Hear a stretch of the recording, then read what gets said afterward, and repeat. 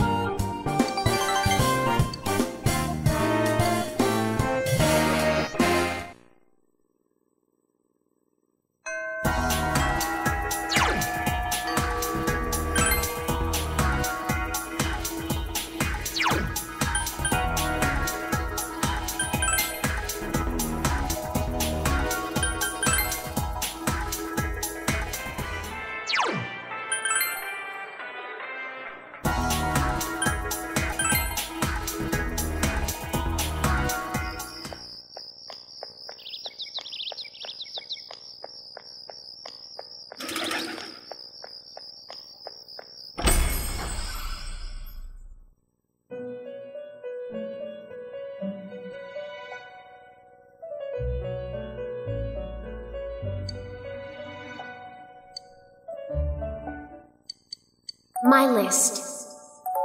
The hated. People who are all talk. Lying grown-ups. Keeping up appearances. The light. Animal.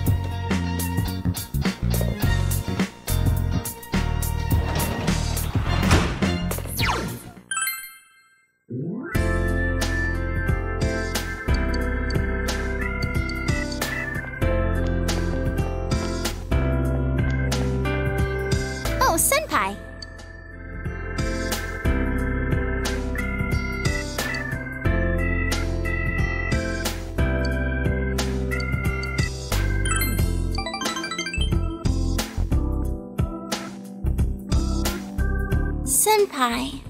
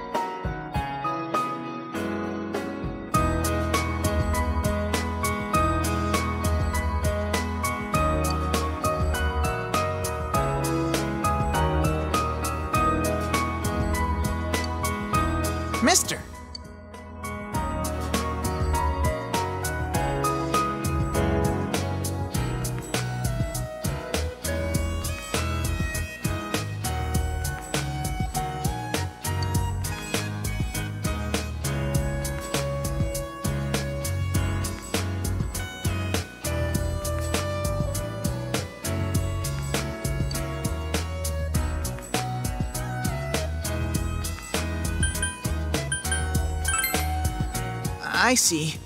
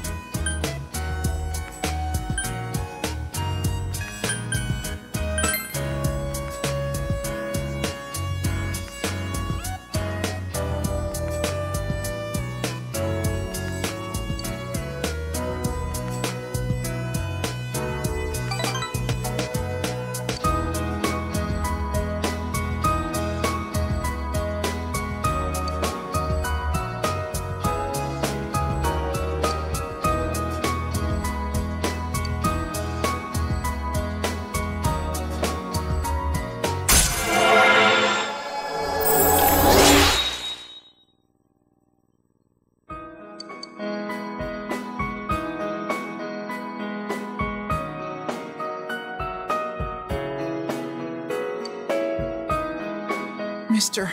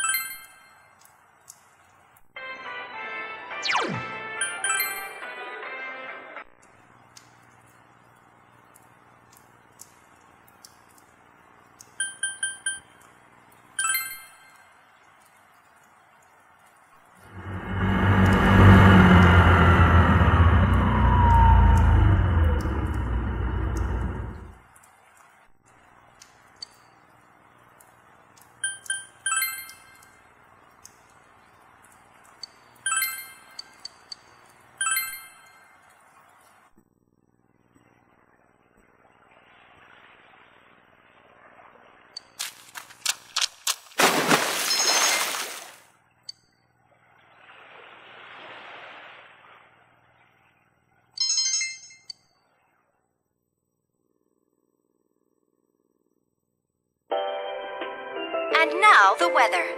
The week ended on a wet note as rain...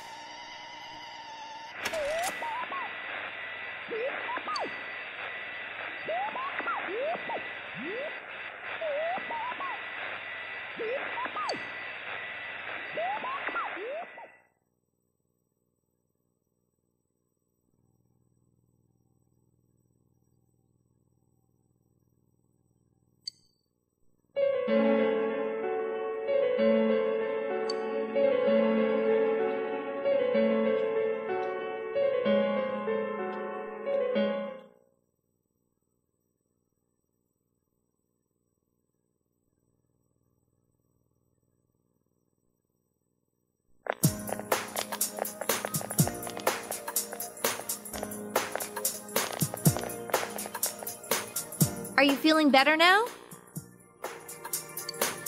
Yes, thanks to all of you. I'd like to thank you once again for what happened. Don't mention it. But hey, your uniform. Huh? Ah, yes. After contemplating the matter, I went with what I've been wearing thus far. There's no need for you to...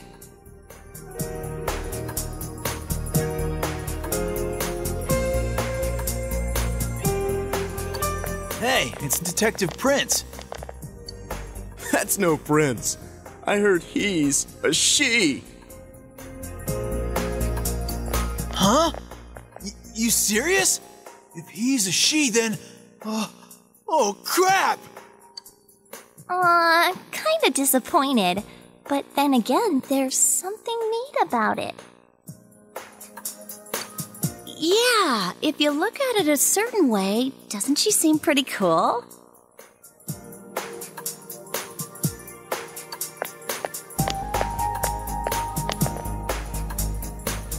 My, rumors spread so quickly.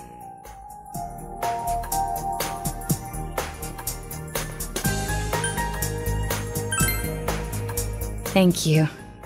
But it doesn't bother me at all. There's no need to worry on my behalf. So please, treat me as you did before. That aside, I'd like to discuss the case with you all. We're dealing with a kidnap and murder case perpetrated by someone lurking in this very town.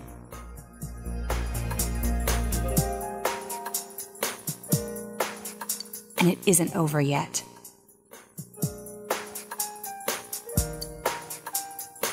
Let's go over the finer points after school.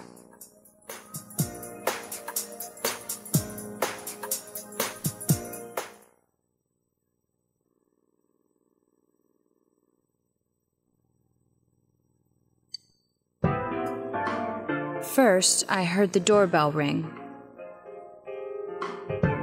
But when I opened the front door, I saw no one there. Just as alarm bells sounded in my mind, someone grabbed me roughly from behind and covered my mouth with something.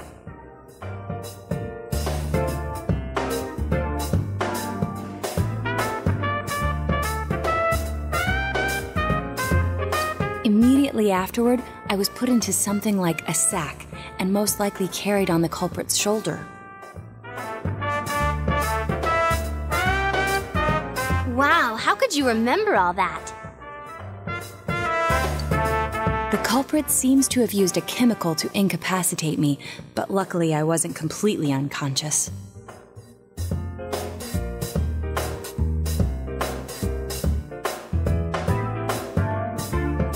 I had been expecting a trick along those lines, so I was somewhat prepared. And of course, I was desperate to gather as much information as I could. No wonder you're an ace detective.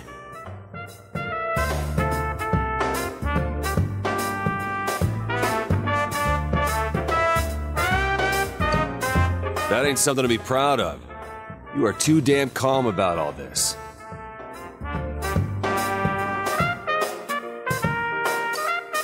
Judging by their actions and body type, I'd say the culprit is definitely a man.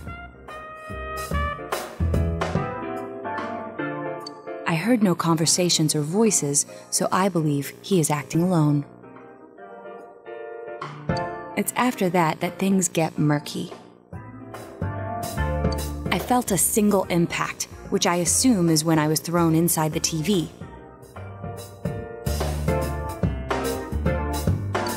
But the time from kidnapping to that point seemed too short. It was a matter of minutes.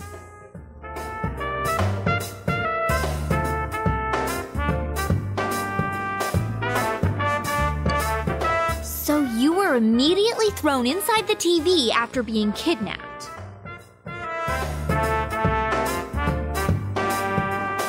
Oh, could there have been a TV on the side of the road? Regrettably, my memory from there on is a blur. I see. But man, the killer came right up to the door and rang the bell? That's just crazy.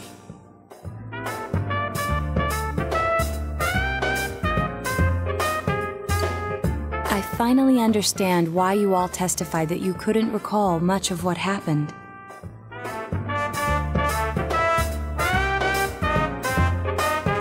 Such a bizarre experience with mental and physical fatigue on top of it. It's only natural to be confused.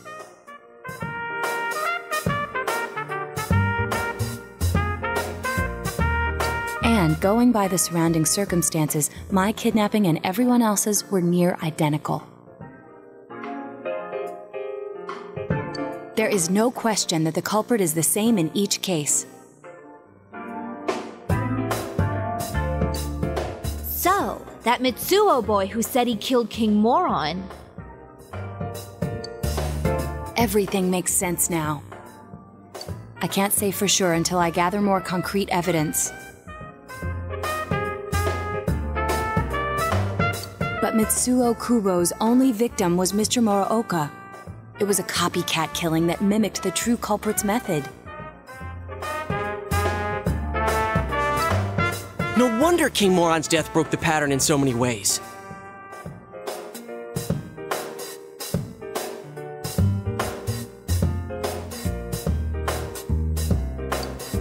The question remains, though, as to how Kubo learned of that world.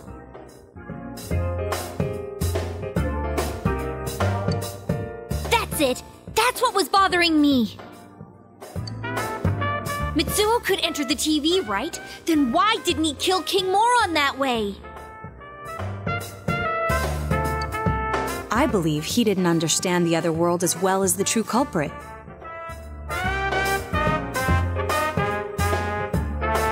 Even though I can now enter it myself, it wouldn't occur to me to use it for murder.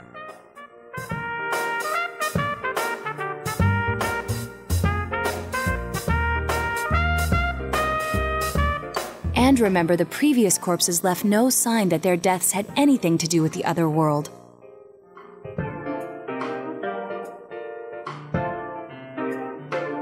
After Kubo became wanted, leaving him with nowhere to run, he probably thought for the first time,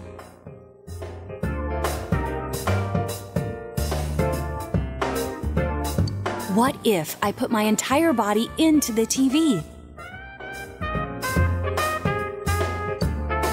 The bizarre condition of the corpses that caused such commotion is probably because they died on the other side. It's a simpler explanation than figuring out why the killer would risk disposing of the bodies in such a way.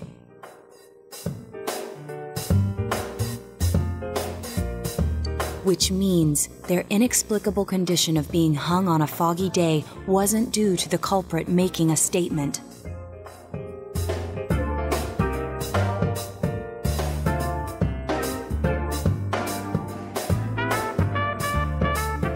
Much of our speculation could be tested if we could ask Kubo in person.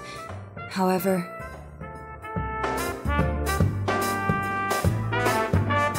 I've unfortunately been taken off the investigation.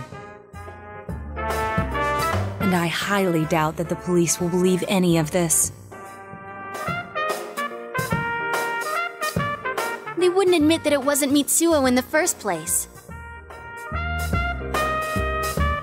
Once you've said something on TV, it's not easy to admit you were wrong. I believe the primary cause of my dismissal was because I raised that possibility to them.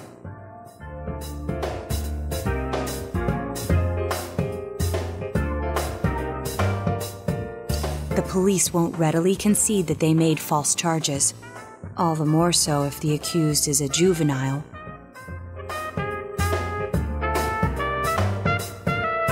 In fact, the overwhelming sentiment with the police force is to end this case with his arrest.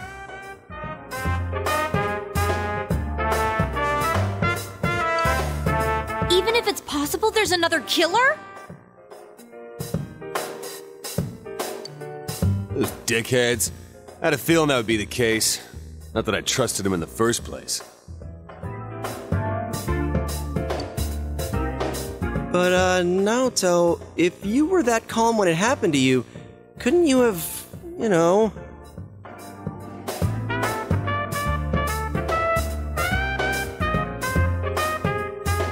I'm not saying you should have caught him, but isn't it kind of sad for an ace detective to go down that easily?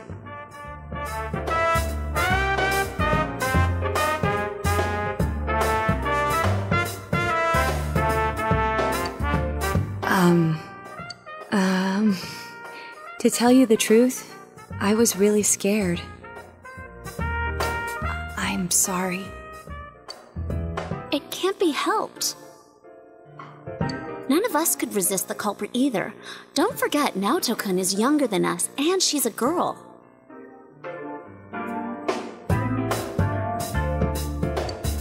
Oh yeah, that's true. I keep forgetting when I see her talking like this.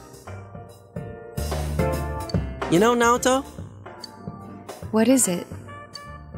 You got balls. For a girl.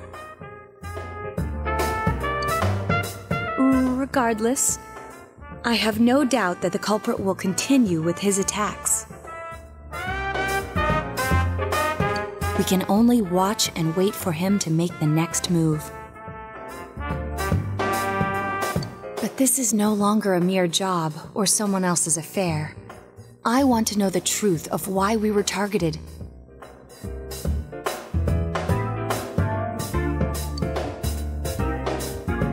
Please allow me to join your effort.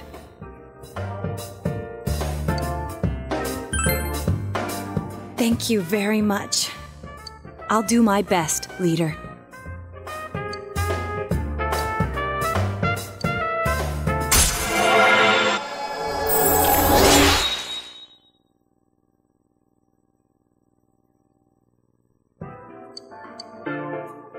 Since I'm the king of the geniuses, I knew it would work out this way. Ta-da! Now Chan's glasses.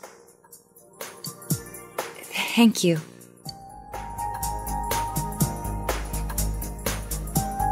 They told me about you, Teddy. I can sympathize with your drive to find yourself.